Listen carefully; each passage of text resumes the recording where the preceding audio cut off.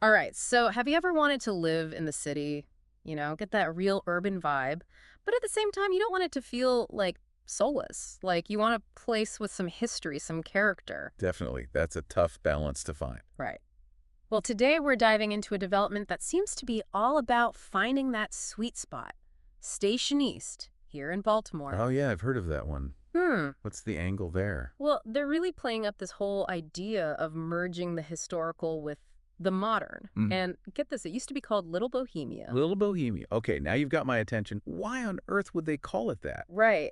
It definitely makes you wonder. It does. Well, turns out, back in the early 1900s, Station East was a hub for Czech immigrants.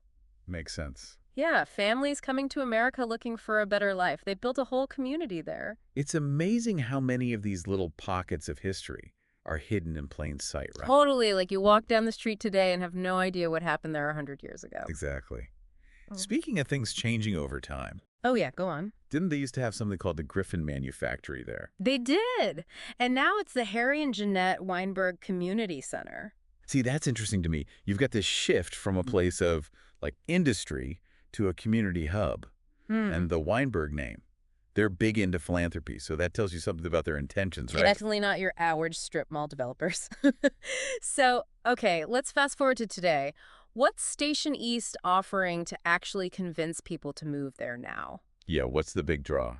Well, they're really pushing the whole renovated versus new thing. Oh, smart. So they're trying to appeal to a wider range of buyers that way. Exactly. Got those who want the charm of an old place and those who want something brand new, and they're really hitting that energy efficiency angle hard too. Well, yeah, that's huge these days.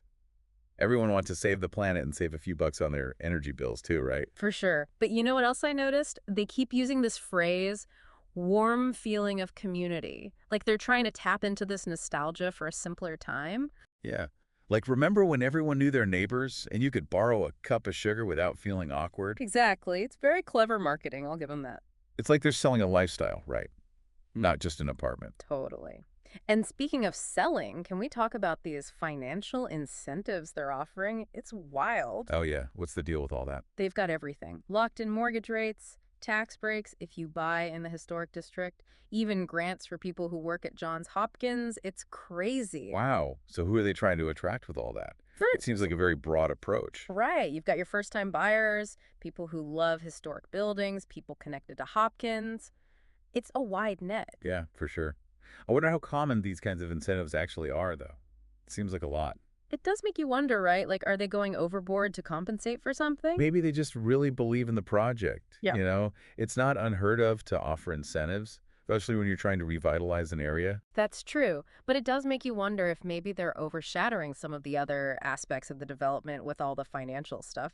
Right. Like, what about the community itself? Exactly. Although, speaking of community, they do go on and on about the team behind Station East. Oh, yeah. Who's involved? Well, there's HEBC, which has been working in East Baltimore forever, right? Yeah. But then you've got these other groups like Healthy Planet LLC and some architects, Trace Architects. Healthy Planet LLC. That's a name that sticks with you. What do they do? Right. Well, they're all about sustainable development, repurposing materials, urban farming, that sort of thing. Oh, interesting. So they're appealing to the eco-conscious crowd, too, then. Exactly. And then Trace Architects, they're all about revitalizing neighborhoods through good design. Okay, I can see how that all fits together. It's a very cohesive brand they're building. It is.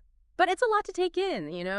We've got the history, the modern amenities, the financial stuff, this whole team of experts.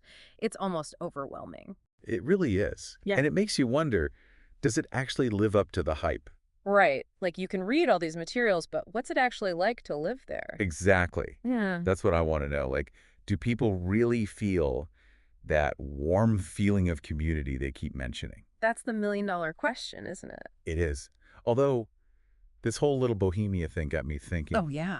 Did they incorporate any of that Czech heritage into the actual development? That's a good question. Like, imagine if they had a little Czech bakery or something? That would be so cool. It really would.